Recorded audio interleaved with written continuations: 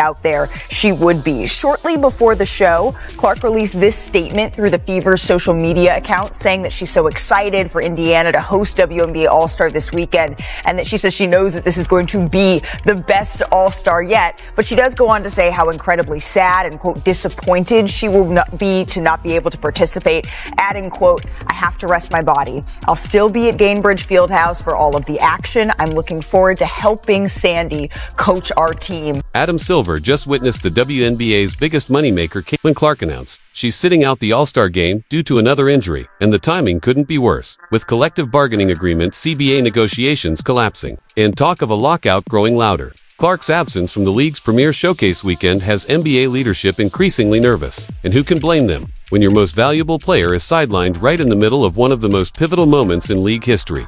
It stops being just a basketball issue, it becomes a full-blown crisis.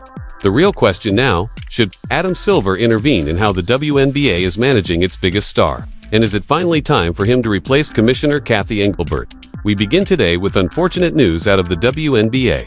Caitlin Clark announced she will not be participating in either the three-point contest or the All-Star game this weekend in Indiana after re-aggravating a groin injury in the final minute of Tuesday's win over the Connecticut Sun. Clark had already missed 4 games earlier this month, including the Commissioner's Cup final, due to the same groin injury. Now, she's officially ruled out of the league's marquee weekend. Devastating news for fans. But anyone who's followed Clark knows, if there was any way she could play, she would. Let's break down why this situation is nothing short of a nightmare for the WNBA on Thursday. Caitlin Clark officially withdrew from the All-Star game. She'd already pulled out of the three-point contest, with Lexi Hall named as her replacement after re-injuring her right groin during Tuesday's matchup. But what makes this moment especially troubling is the timing. It's all unfolding right as the league is in the middle of negotiating a new collective bargaining agreement, one that could ultimately decide whether the WNBA even plays a 2026 season. When asked about the situation, NBA Commissioner Adam Silver carefully sidestepped the specifics, deferring to Commissioner Engelbert, but his tone said it all. "Of course, I want to see Caitlin treated fairly." Silver said he acknowledged that rookies, especially highly anticipated ones like Clark, often face a harsh welcome to the league, but it was clear that he wasn't comfortable with what's happening.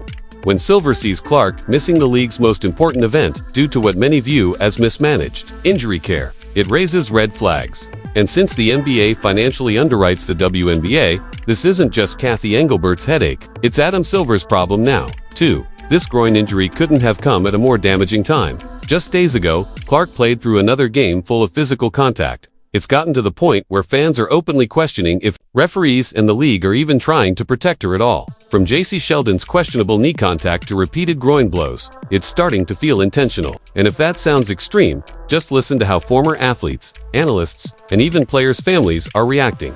The league's lack of protection for Caitlin Clark has been especially glaring under the leadership of Commissioner Cathy Engelbert. Sports journalist Christine Brennan has publicly criticized Engelbert, pointing out how she frequently dodges questions about Clark by pivoting to mention other players, especially Angel Reese, even when Clark is the sole focus of the discussion. That's not transparency, that's damage control, and fans are calling it out. As Brennan bluntly put it, she wasn't asked about Angel, she was asked about Caitlin. Engelbert's unwillingness to simply address the reality is baffling. It gets worse. Brennan also noted how Engelbert failed to denounce Marina Mabry's flagrant hit on Clark, never once saying, "That was unacceptable. The refs got it wrong." If Engelbert can't even condemn a blatant act of aggression, how is she expected to lead the WNBA through its most critical growth phase?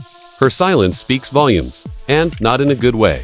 While Engelbert deflects, the numbers paint a brutally honest picture. Since Clark's injury, national TV ratings for WNBA games featuring the Indiana Fever have plummeted.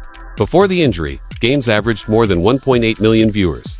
Afterward, just 847,000. That's a jaw-dropping 53% drop in view, a massive hit to league revenue. Yet Engelbert continues acting as though everything is fine. It's not. So, how did things spiral so far out of control? Let's talk officiating. Kinesiology expert Dr. Lucas Seaforth recently revealed that 100 injuries have occurred across the WNBA since opening night. That's out of just 179 active players for a 44-game season. That's not just alarming, it's outrageous. Those numbers should have set off every alarm bell in the league office. Instead, Engelbert responded with all the urgency of a soggy napkin. Take one look at recent games and you'll see what the critics are talking about. That's a grab. That's a hold. That's another foul. WNBA legend and broadcaster Rebecca Lobo said on Live Air. pointing out multiple missed calls on Caitlin Clark during a single possession. When Hall of Famers are forced to break down officiating failures in real time during national broadcasts, it's no longer a debate, it's a crisis of legitimacy, and it's not just commentators. Indiana Fever head coach Stephanie White has had enough. After several games where Clark was repeatedly fouled with little to no whistle, White went public. "It's egregious what's been happening to us," she said. After one game, she pointed to a staggering -31 free throw discrepancy and emphasized that her team wasn't just shooting threes, they were attacking the rim and getting no calls. "The disrespect toward our team has been unbelievable," she said bluntly. But White didn't stop there. After the Connecticut game, where Clark took multiple hits with little protection, White delivered a scathing post-game press conference. She blasted the officials, saying, "Everyone's getting better, except the referees." She revealed that coaches have brought up these concerns at every league meeting, and yet, nothing has changed. Her conclusion, it's a failure at the highest levels of leadership. Meanwhile, the hits just keep coming. Marina Mabrey violently shoved Clark to the ground after a dead ball, an obvious act of aggression. Initially, referees gave her only a technical foul. It wasn't until public backlash erupted that the league upgraded it to a flagrant 2. The league didn't get it right in real time. They only acted after getting dragged across social media. Even Clark's brother, Colin, spoke out on social media, blaming the officials' lack of control for his sister's injury. That's not just a family venting, it's a desperate plea to protect a loved one. And yet, Engelbert's response has been as dismissive as ever. When asked about mounting criticism of officiating, she said, "It's interesting no winning team ever complains about officiating, and no losing team ever doesn't. That's not insight, that's arrogance. That's what leadership looks like when it's completely disconnected from the reality of its own product." Engelbert claims the league is working on training referees and exploring officiating technology. But the results speak for themselves. In 2024, 23 WNBA games passed the 1 million viewer mark. Caitlin Clark played in all but 3 of them. You have to scroll down to the 15th most watched game to find one where she didn't appear. Clark is the WNBA's business engine, and Engelbert has failed to safeguard that investment.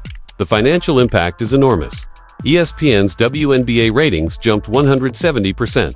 From 454,000 to over 1.2 million average viewers. ION saw a 133% surge over last year. The cause? Clark. And yet, Engelbert's lack of action now puts hundreds of millions in potential revenue at risk. Just this week, the Fever vs. Sun game ended in chaos. 5 technicals, 3 ejections, 2 flagrants, and 0 control. Officials were overwhelmed. Why? Because they've been allowed to operate unchecked. Even the sports betting market reacted. The moment Clark went down, betting activity on Fever games dropped by nearly 50%. That's the kind of business swing that underscores just how valuable one player can be. Clark isn't just a rookie. Phenom, she's the heartbeat of the entire WNBA economy. And Adam Silver knows it. He sees what Clark has done for the game and what Engelbert has failed to do to protect her. His subtle but sharp public comments aren't just polite concern, they're warning shots. And if things don't change soon, those warnings may turn into decisions from the very top.